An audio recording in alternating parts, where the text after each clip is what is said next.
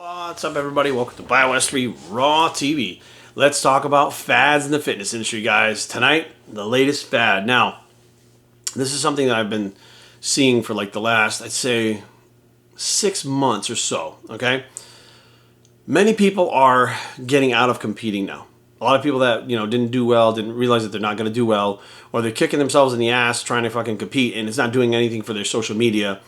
And they're like, well, what the fuck am I doing this for, right?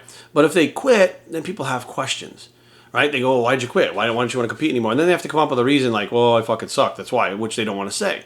So now what I'm seeing over and over again, and this is something that I was forced into, okay? I didn't do this because I was like, oh, I want to do this. I was forced into this through injuries to wind up having to do this. But I understand why people would want to do this, and that is, many competitors are getting out of competing because they want to start training like an athlete. Now, left and right, I'm seeing people posting and stuff like, well, I want to start training like an athlete. I've always been an athlete since I was a kid. I'm never a fucking word ever about any athletics they played as a kid until now. But, I just want to be more athletic. Like, I want to be, and I'm like, what the fuck? Like, it seems like when one person does something, everybody just fucking follows that because, oh, that's a good way to fucking out. You know what I mean? Like, people do it all the fucking time. It frustrates the shit out of me because I'm like, if you're doing it because you really want to do it, then that's cool. But if you're doing it because everybody else is doing it, what the fuck are you doing? So let's kind of break it down. So after my rotator cuff, I still wanted to do the competition thing. I still want to, not necessarily bodybuilding, but I decided to go physique. Physique training is very similar to bodybuilding training. Diet's a little bit different. If you're going to take drugs are going to be a little bit different. Man, not so much now. These guys are starting to push the fucking envelope. But anyways. But the bottom line is, it's going to be very similar to when you're training like a bodybuilder. Now, over the years, something that I learned, which nobody told me because most bodybuilders, they don't really talk about it after they're done competing, or even if they've been competing for a while, is by doing the basic bodybuilding movements over and over again. And the same thing is true with powerlifting. By doing the same movements over and over again, you get motor patterns that are really good at those movements. The muscles get really good at firing, and they get really good at stabilizing with the other muscles to do those movements. So a good example is a bodybuilder can go in the fucking gym and do a 600-pound deadlift, right? And they're like, fuck, they do it every week, right? 600 pounds, I'm a fucking monster, rah, I rule, right? And then they have somebody fucking ask them, hey, can you help me move? I got to move on Saturday. They want to throw their fucking back out and move in a fucking 35-pound box, right? Or they go ask somebody like, oh, can you help me fucking move my couch? They try to lift the couch up a couple flights of stairs and wind up fucking hurting their arm or their bicep or their wrist or whatever. And you're like, what the fuck? Like, dude, you like deadlift 600 pounds. What the fuck is wrong with you? Because you get used to it doing that one movement, and when you change the way the body's positioned into something else, which is more functional training, they don't have the strength or the flexibility or anything that it takes to do that. But they don't care because they're swole, they're jacked. That's their only goal is to be swole. Only goal is to be swole. It's kind of funny. But they are using that goal to compete, get people to respect them, like all these other things, but they're not really thinking ahead as to like, I'm so fucking muscle bound that all I can do is bench press and fucking deadlift. Like, I can't do anything else. Like, even fucking brushing my teeth is hard because I don't have the fucking stamina because I'm doing 3 reps, 5 reps, whatever it is on the bench and the fucking deadlift. Or these bodybuilders that are in there fucking, they're bench press, fly, cable crossover, dips. They're really good at those 4 or 5 movements. But, again, move a couch, they get fucking hurt. Tear a rotator cuff, pull a fucking hamstring. And you're like, how the fuck does this even work? Because those imbalances created over time don't just rectify themselves. You have to go back and basically get your body to adapt into being more functional. So we've seen guys that are, like the Ninja Warrior stuff, American Ninja Warrior. You can't put fucking Ronnie Coleman on American Ninja Warrior, no matter how fucking strong he's gonna fucking kill himself. But you got this guy who's 150 pounds, and he can literally scale a wall, climb a fucking ropes, and doing all kinds of shit, jump from these little fucking things he's landing on with his feet on this fucking big. You're like, holy fuck. And then you're thinking to yourself, well, that guy is fucking doing this nonstop through this fucking thing. And you watch their training, you're like, this motherfucker is strong. He's shredded. He looks great. He doesn't look like Ronnie Coleman. But if Ronnie Coleman trains with such poundages, he can't do what Ronnie does, but shouldn't Ronnie be able to do what he does because he's so much stronger than him? He's stronger in those ranges of motion. He's not necessarily stronger. So Ronnie's stronger in the gym doing those bodybuilding movements. This guy's stronger doing fucking everything else besides those. And I get the fact that many people want to be more well-rounded. I get that 100%, especially if you're my age, you start realizing that those motor patterns and those fucking movements have kind of impeded you. They've held you back in life because you are muscle bound. You may not be a monster walking around 300 pounds, but you're muscle bound at 220, 230, 240, walking around with your imaginary lat syndrome and shit. because you don't have any flexibility. You don't have any way that your body uses the muscles to stabilize in other positions. You know, people like to break it down to like, oh, very basic, just do these single exercises. And then other bodybuilders like to train with many angles. The ones who train many angles, they actually get less injuries than the ones that are doing like just flat bench press. Why? Because their body learns to stabilize in other fucking ranges of motion, and they're actually getting more flexibility because the body's used in a different way. It's more functional using multiple angles. But that still has its limits. So now you have to do functional training, training like an athlete. Now here we come into this. You got the person that says they've been training for like 2 years, right?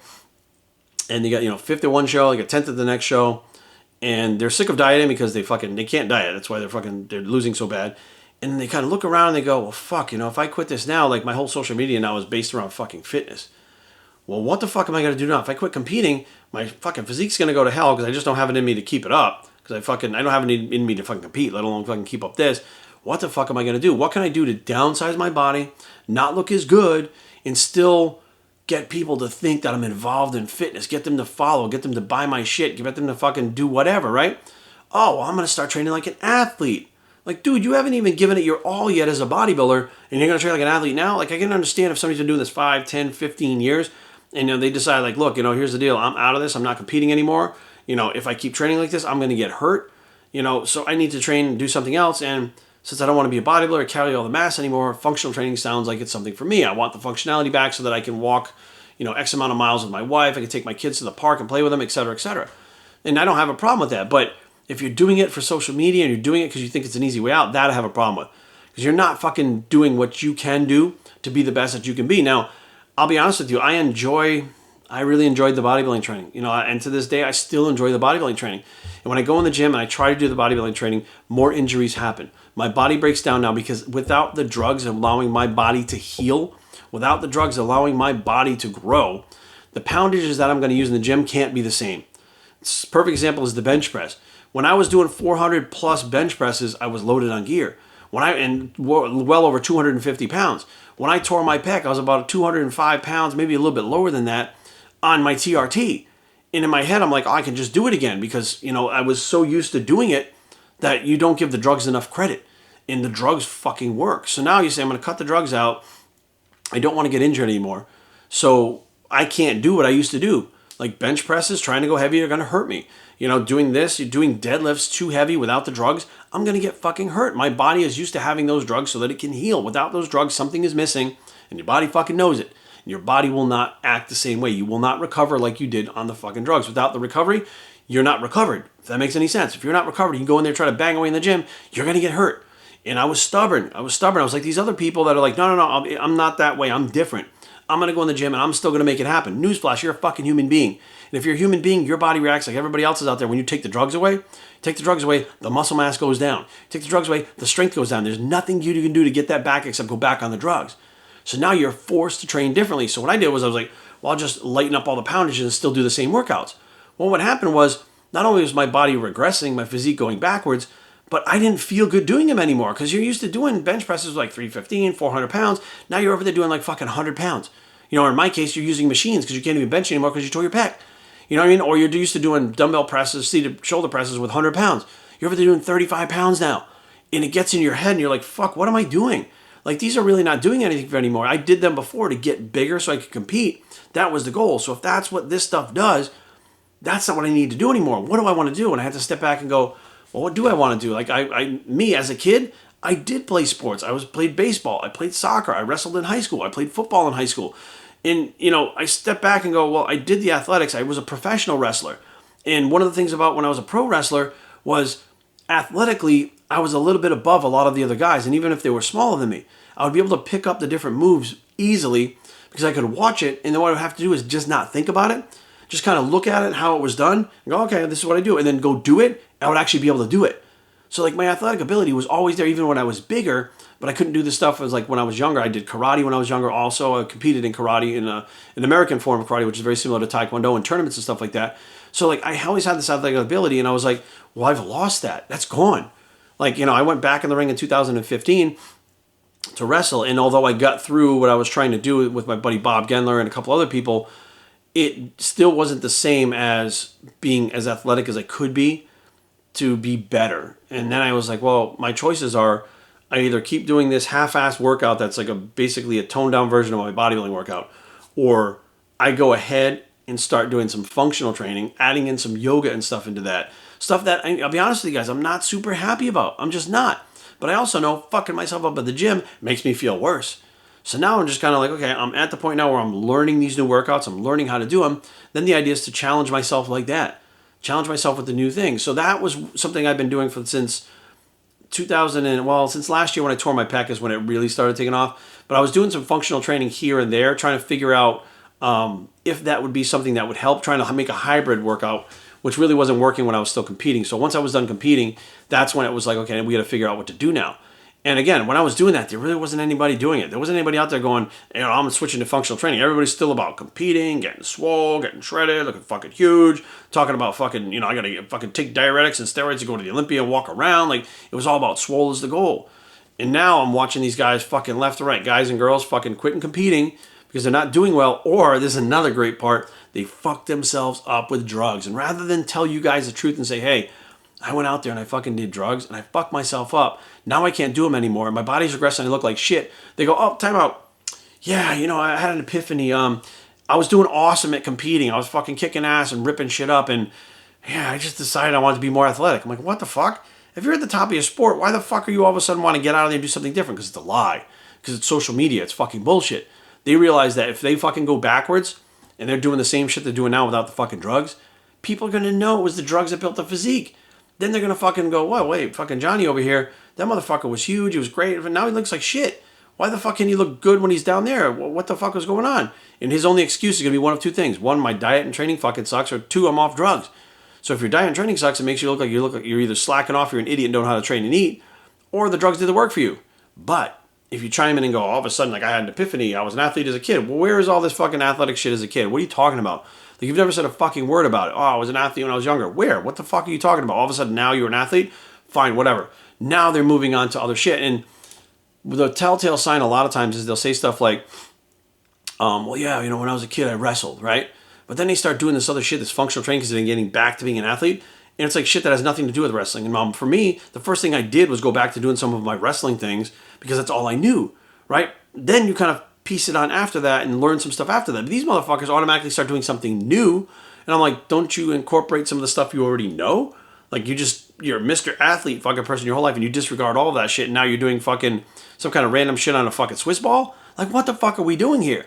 And that's all it is another fucking fad, another way for people to get out of trying really hard to be better without people realizing that they're just fucking quitting.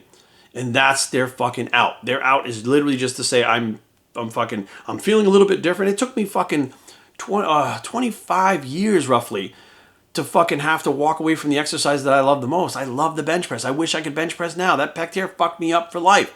It sucks. Doing fucking any exercise that I loved and taking it out of the fucking program and learning some new shit, like learning new things makes me happy. It makes me excited to go to the gym and train. But there's nothing like the fucking things, the bread and butter that I did when I was fucking starting, the things that I love to do, the things that made me feel superhuman when I did them. Like, it's not a fun thing. It's not an epiphany thing. It's like I have to change and adapt because this is where I'm at in my fucking life. These people pop up and have some kind of weird epiphany because they all of a sudden thought of it and decide to fucking leave this little thing that they've been doing for 2 years behind. And I'm like, you're fucking people that really want to succeed. 2 years is how they're fucking just learning about shit. 5 years to getting in the swing of things. 6 to 7 years, now they're fucking talking. Now they're doing well. Now they're fucking kicking ass. Where they get to their ultimate goal, we don't know. But the first 2 years, that's when you take all your fucking lumps. You know what I mean? Like, you take your lumps in the first 2 years and you kind of progress after that. So if they can't take the lumps in the first 2 years, they bounce the fuck out.